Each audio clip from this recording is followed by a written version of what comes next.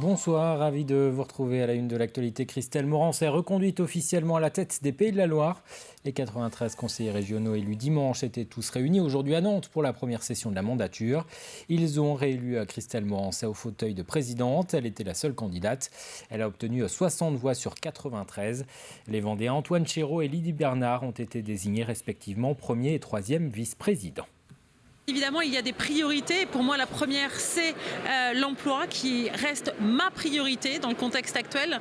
Il n'y a pas une journée où je n'ai pas une entreprise qui me fait part de ces difficultés de recrutement. Et donc, ça doit être le combat de travailler bien évidemment avec l'ensemble des entreprises, des branches professionnelles, des acteurs pour accélérer sur le volet des formations et surtout travailler sur les freins annexes à la prise d'un emploi, notamment sur la mobilité, la garde d'enfants ou le logement. C'est évidemment une charge importante, une volonté, un engagement pour travailler pour l'intérêt de l'ensemble de nos habitants et puis aussi participer à l'animation de l'ensemble de notre belle majorité élue dimanche dernier avec un score confortable. Et face à cette majorité régionale, plusieurs groupes d'opposition, le Rassemblement national, la République en marche et la gauche et les écologistes.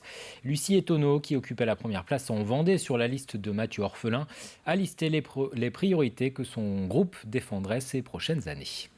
L'urgence démocratique face à l'abstention qui a été énorme, c'est un séisme démocratique, il faudra qu'on apporte des solutions. L'urgence aussi sur le climat et sur la justice sociale. On le voit aujourd'hui, la France n'est pas dans la bonne trajectoire, c'est le cas aussi en Pays de la Loire. Nous devons avoir une ambition plus forte sur les politiques régionales. Nous avons donné 9 mois à la présidente de la région pour changer en tout cas cette trajectoire climatique en Pays de la Loire et proposer des actions fortes. L'urgence de la jeunesse qui nous a préoccupés depuis des mois. Aujourd'hui, on a des jeunes étudiants qui font la queue dans des banques alimentaires pour se nourrir, des jeunes qui n'arrivent pas à se loger et il faut qu'on apporte des solutions. Image et interview signée Marie-Aimée Caupleutre. Dans l'actualité également, l'inquiétude des entreprises vendéennes face à la pénurie de matières premières. La CPME Vendée craint des difficultés dans les prochaines semaines pouvant entraîner jusqu'à une paralysie de certains secteurs. En cause, la pandémie qui a perturbé toute la production mondiale. Avec la reprise internationale, la demande en bois, en cuivre ou encore en composants électroniques est importante et les prix s'envolent. Explication Pierre Dalicieux. Dans cette société de prestation de services informatiques, le carnet de commandes est bien rempli, le travail ne manque pas, bien au contraire. Mais depuis quelque temps, les principaux soucis du co-gérant de l'entreprise sont les délais de livraison à ses clients. Tout est stocké ici, ça c'est vraiment le matériel qui est en partance pour aller chez les clients. Et là vous voyez par exemple sur ce bon de commande là, il y a 2 bornes Wi-Fi pour un client et il date du mois d'avril et pour l'instant on n'a toujours pas encore reçu les bornes Wi-Fi. Le client commence un peu à s'impatienter, ouais. Pénurie de matériaux, notamment de composants électroniques fabriqués en Chine, hausse des prix. Avec la crise sanitaire, trouver du matériel informatique en temps et en heure pour les clients devient quasiment impossible. Une situation compliquée pour beaucoup de prestataires comme ici. Ça m'est déjà arrivé en fait d'avoir des devis signés pour une quantité X de PC portables par exemple. Et entre la date de signature et le fait de passer commande, il y avait déjà plus de stock. Donc là le client m'a dit tant pis je passe pas commande quoi. Donc obligé d'annuler la commande. C'est très rageant, c'est très énervant. Ouais. Donc il faut se réadapter, il faut réactualiser les devis très, très rapidement, mettre un coup de pression aussi aux clients pour qu'ils commandent tout de suite. Donc voilà, c'est beaucoup de pression. Ouais. Une situation que cette entreprise n'est pas la seule à connaître, loin de là, car l'économie repart dans beaucoup de secteurs et la demande est forte un peu partout. Une demande difficile à satisfaire dans l'informatique comme ici, mais également l'automobile ou encore les matières premières pour le bâtiment. La reprise, elle est là, effectivement. Beaucoup on continue d'avoir une activité. On a 2 gros points de vigilance, effectivement, la hausse des matières premières et les délais d'approvisionnement. C'est-à-dire qu'on a des ruptures sur certains produits qui pourraient nous faire craindre très prochainement, à la sortie de l'été, voire avant, à des fermetures d'entreprises, faute de matières premières, faute de marchandises, faute d'activité. En attendant un retour à la normale, cette entreprise prévoit, pour satisfaire ses clients en temps et en heure, d'acheter beaucoup plus de stock qu'avant, quitte à faire un trou dans sa trésorerie. Le secteur de l'hôtellerie-restauration, lui, se trouve confronté à une pénurie de main-d'œuvre qualifiée. Plusieurs bars, restaurants ou hôtels du département sont contraints de réduire leurs horaires d'ouverture, faute de personnel. L'UMI et le Greta CFA Édouard Branly de La Roche-sur-Yon se tournent donc vers les mineurs non accompagnés, en lançant une formation qui permettra à 12 jeunes immigrés de préparer un CAP cuisine en 3 ans, avec des cours de français renforcés.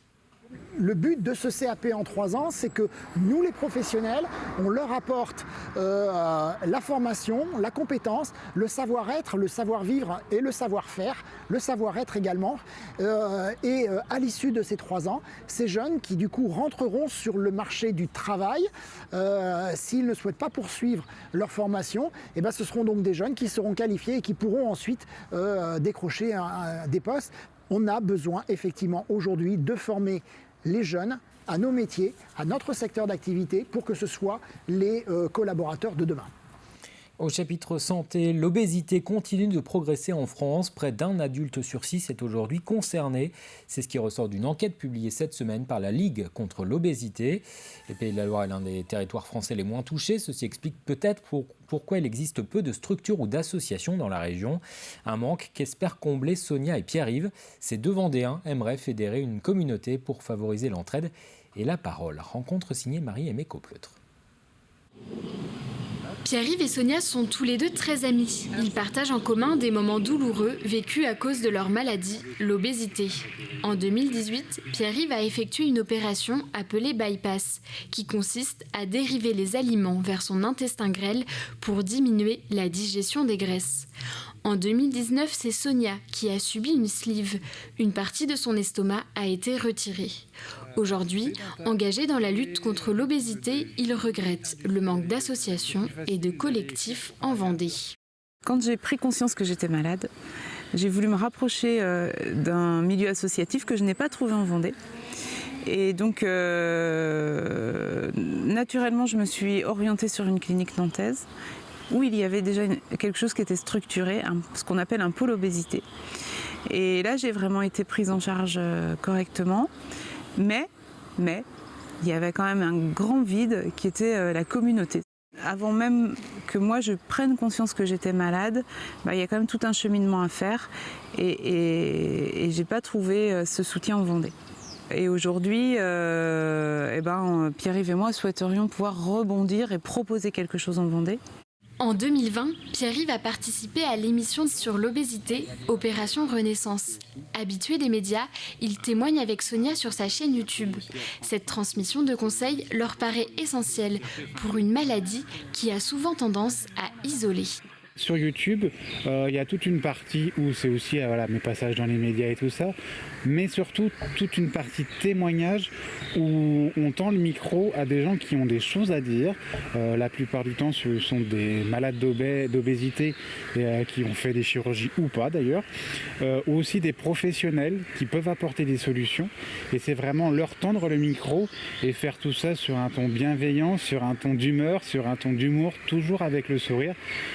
Pour apporter ce côté divertissant, parce que je trouve qu'un message aussi lourd des fois que peut être l'obésité et cette maladie, avec un sourire, le message passe 10 fois mieux. L'objectif de Sonia et Pierre-Yves est de développer une communauté en Vendée. Une action importante pour cette maladie qui touche aujourd'hui en France près de 8 millions de personnes adultes. Avant de refermer cette édition, direction à l'Historial de la Vendée au Luc-sur-Boulogne. Comme les autres sites touristiques, il a été fermé ces derniers mois. La 17e nuit des musées qui se déroule ce week-end donne l'occasion au public de retrouver ces lieux culturels. Une vingtaine d'événements sont prévus en Vendée. À l'Historial, les visiteurs pourront poser un nouveau regard sur le patrimoine vendéen, thème de la nouvelle exposition temporaire. Découverte signée Grégoire de Châtillon. Des fragments du retable de l'ancienne église de Rosnay, une copie des pèlerins d'Emmaüs. D'après l'œuvre de Titien, un chœur d'église reconstitué d'œuvres venant des 4 coins de la Vendée.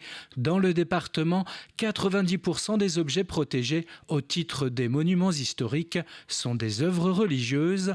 L'exposition rend également hommage à ceux qui se sont intéressés au patrimoine de leur département, comme l'archéologue Benjamin Fillon, avec ici son cabinet de curiosité. Ce sont des objets qui, au moment de la mort de Benjamin Fillon, donc à la fin du 19e siècle, ont été dispersés entre différents musées, entre différentes collections. Et aujourd'hui, dans le cadre de l'exposition, on en a réuni une quinzaine. Donc ce sont des œuvres qui, il y a 150 ans, dialoguaient, qui ont été séparées et aujourd'hui, qu'on remet ensemble dans le cadre de l'exposition. Un peu plus loin, des cloches mises en scène de façon artistique. Un moment à part dans l'exposition. Le patrimoine n'est pas quelque chose de figé, le patrimoine est quelque chose qui bouge. Donc il y a vraiment ce double message historique, on explique l'histoire des cloches, comment et pourquoi elles ont été protégées, et on crée quelque chose à partir du patrimoine. La plus ancienne d'entre elles date de 1487. Elle provient de l'église de Châteauneuf. Le patrimoine, au sens le plus large, suscite de plus en plus l'intérêt du public. Ces, on va dire, 20 ou 30 dernières années, il y a une accélération dans les différents types de thématiques de patrimoine. Et ça, c'est ce qu'on montre à la fin. Donc aujourd'hui, on va s'intéresser au patrimoine maritime, au patrimoine qu'on va trouver dans les mairies, au patrimoine qu'on va trouver dans les collèges, dans les anciens collèges. Et puis, il y a tout le volet sur le patrimoine culturel immatériel, la musique, les recettes de cuisine, les contes, tout ce qui est immatériel. On vous le présente aussi à la fin de l'exposition. Trésor révélé de Vendée, le patrimoine dépoussiéré, à découvrir à l'Historial de la Vendée lors de la Nuit des musées et jusqu'au 29 août prochain. Les prévisions météo pour ce week-end, un week-end plutôt mitigé. Le ciel sera assez couvert ce samedi, quelques averses localement. Dimanche, le temps va se dégrader avec de fortes averses au programme et des températures en baisse, pas plus de 19 degrés au programme dimanche. C'est la fin de cette édition, merci de votre attention. Très bonne soirée sur TV Vendée.